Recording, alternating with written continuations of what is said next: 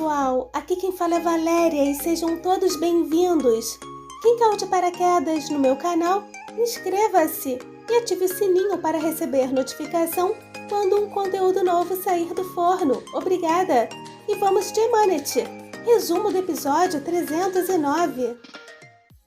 Ficrete sugeriu a Seher contar tudo para Yaman e que iriam encontrar uma solução juntos, mas ela disse que não poderia. Seher falou que Ficrete não conhecia o Yaman, que se ele descobrisse tudo, ele arriscaria morrer a aceitar o fígado da mãe. Ela disse que para salvar Yaman o único jeito era aquele. Seher falou com Ficrete sobre a perda da esposa dele. Ela quis saber se ele não faria aquilo se tivesse tido uma oportunidade de salvá-la. Enquanto Seher tentava convencer Ficrete sobre o plano, Yaman ligou querendo saber onde ela estava e que estava preocupado. E Seher disse que tinha saído para tomar um ar. Yaman quis saber porque ela não tinha dito nada. E Seher, desconcertada, respondeu que não sabia, perdidinha. Ela disse que não tinha pensado naquilo e que só saiu. Como Seher havia pedido ajuda ao Ficrete, naquele momento ele pediu que Seher fosse até ele por um segundo, ou seja, ele colocou o plano em prática a contragosto. Yaman, obviamente, escutou e não gostou. Ele disse que de repente ela quis tomar um ar, enfim, desconfiadíssimo. Seher quis saber porque ele havia ligado, perguntando se ele estava precisando de algo. Yaman respondeu que tinha ficado preocupado. Seher quis saber o porquê. Yaman disse que ela era esposa dele e que era natural. Seher fingiu que a ligação estava ruim e que tinha que desligar. Yaman não gostou. Logo depois, Ficrete aceitou participar do plano. Ele disse que estava lá como um irmão e que era para ela não se preocupar. Ele disse que já que não tinham outra opção, fariam o que fosse necessário. Ficrete salientou que Yaman tinha salvado a vida da filha dele e que era a vez dele. Ah, que cena linda do Ficrete com Seher. Seher chegou na mansão com Ficrete e Meleque. Caninana desceu as escadas animadinha, fazendo as honras, mas Ficrete pediu que Meleque saísse para brincar com Yusuf e diante dela disse que sabia de tudo e que não precisava fazer aquele joguinho com ele. A serpente arregalou os olhos. Em seguida, Ficrete se retirou e Caninana partiu para cima da Seher. Seher disse que não iria conseguir esconder aquilo do Ficrete, mas pediu para Caninana ficar sossegada, que ele não iria contar nada para ninguém. Caninana ordenou mais uma vez que Seher não cuidasse do Yaman, que não era para colocar soro, ministrar remédios e que era para ela ser fria com ele. Ô mulherzinha, ô ranço, não tô aguentando. E partiram para o quarto do Yaman. Meleque disse que ele estava doente. Yaman respondeu que iria se recuperar. E Meleque disse que sabia porque ele era um herói. Nessa obra, com certeza, é praticamente Highlander, Melequinha. Em outro momento, Yaman falou com Seher que gostaria que ela tivesse dito que Ficrete iria lá. E Seher, indiferente, quis saber o porquê e que diferença faria. Yaman respondeu que teria se arrumado. Naquele momento, Seher perguntou para quê. Pois é, ela ainda disse que ele estava doente mesmo. Eita, Seher levando a sério o plano da Serpente. Seher percebeu que o soro dele estava acabando e teria que trocar. Yaman disse que ela falou que seria fácil. Seher disse que tinha dito, mas que se sentia mal. Seher inventou uma história sobre a avó dela ter ficado doente e que o pai dela foi quem cuidou e que aquelas coisas todas lembravam daquele momento. Yaman falou que queria que ela tivesse dito antes que não queria fazer aquelas coisas. Yaya ficou incomodado e eu aqui com muita peninha dele, sofrendo horrores. Seher disse que daquele momento em diante quem faria aquilo seria a enfermeira, dizendo em seguida que ia lidar com Ficrete. Olha só, Yaman ficou chocado.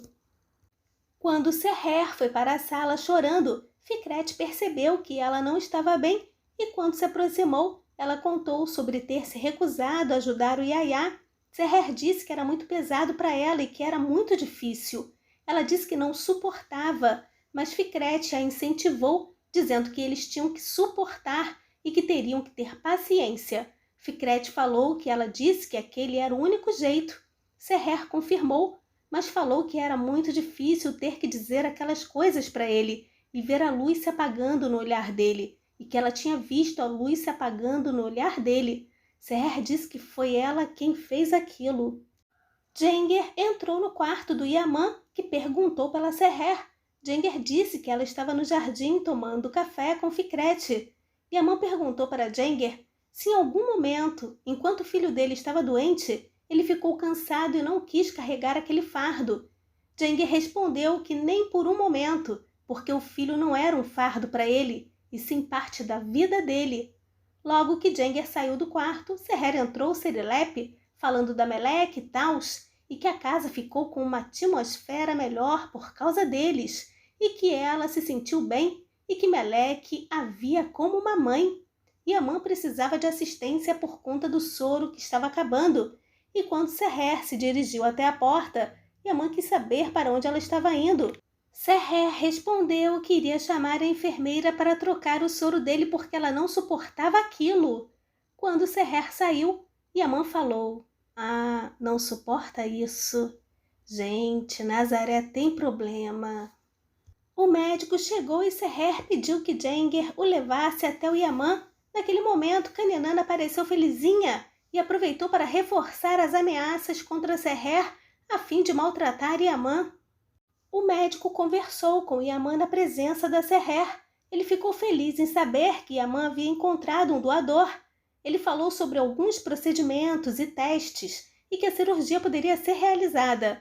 Naquele momento, Seher lembrou das palavras da Kaninana que ordenou que ela maltratasse Yaman.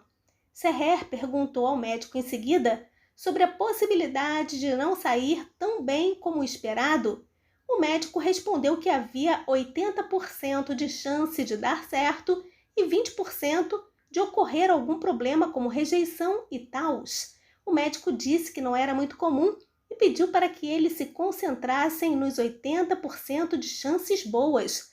Tão logo o médico saiu, Yaman perguntou por que Seher estava com aquela cara, e Seher disse que estava pensando nos 20%, ou seja, no pior. Yaman não acreditava no que ouvia, a julgar pelas expressões faciais dele. Seher disse que 80% não era um percentual pequeno, mas os 20% também não era um percentual tão pequeno. Ela perguntou sobre ele ter que ficar na cama daquele jeito para sempre, doente. Seher fez uma carinha irônica e disse que na verdade ela não estava pensando nela se aquilo acontecesse, mas falou do Yusuf e o que ele faria e que decepção seria. Ela emendou dizendo que Yaman sempre foi o herói dele. Enfim, Yaman pediu que não falassem daquilo naquele momento totalmente arrasado. E a tag foi providencial. Está difícil demais. Ele pediu que focassem nos 80% e Seher disse que estava sufocada e na sequência disse que iria tomar um chá. Quando Seher saiu do quarto, encontrou Kaninana que queria saber se ela tinha boas notícias. Seher a ignorou e quando saiu, Kaninana, satisfeitíssima, disse que se ela continuasse daquele jeito, ele iria odiar a Seher rapidinho. Oh, mulher asquerosa! No quarto, Yaman lembrava das palavras horríveis da Seher. Logo depois, Yaman foi até a sala e lembrou daqueles momentos que já não aguentamos mais, a morte do pai e tals.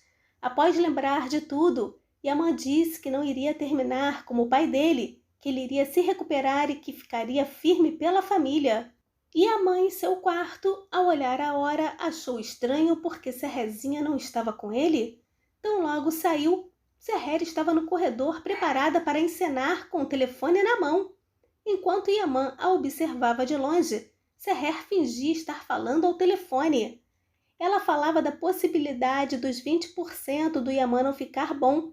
Ela dizia que significava que ele poderia ficar meio homem pelo resto da vida, enquanto demonstrava tristeza. Ela disse que o maior medo dela poderia tornar-se realidade e que ela não suportava aquilo e que não conseguia tolerar uma coisa daquela. Ué, já não fazia diferença enquanto ele estava bom? Para Nazaré isso é o menos importante? Não entendi. Seher falava muitas coisas pesadas sobre ter que cuidar de um homem doente a vida toda, Yaman arrasado. Olha a carinha dele, gente. Não dá, gente. Tá sofrendo demais da conta. Uma hora o plot é contra a Seher, depois o plot é contra Yaya. Oh, meu Deus do céu, cadê a cabeça de Nazaré, gente? Não tá nesse plano. Oh, meu Deus. Ele foi pro quarto dele, com certeza. E a mãe, que não suportou ouvir tudo aquilo, ao entrar em seu quarto, fez algumas perguntinhas. Era o seu amor, a sua lealdade, a sua fé uma mentira? Ou se existia outra verdade? Se aquela era ela mesma? Eita! E a mãe lembrava dos momentos com Seher em que ela dizia que eles eram uma família e que não iriam se separar mais e que confiariam um no outro e que ele não estava mais sozinho.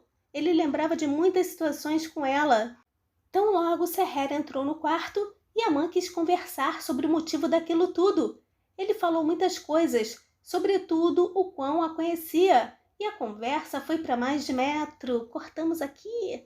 Ele disse que tinha algo acontecendo, e a mãe disse que tinha mais alguma coisa. Ele disse que aquela não era ela, e que ela não se comportava daquela maneira. Ele disse que existia alguma coisa por trás daquelas palavras que ela estava dizendo. Seher fingiu estar morta, mas Yaman disse que ouviu o que ela falou ao telefone.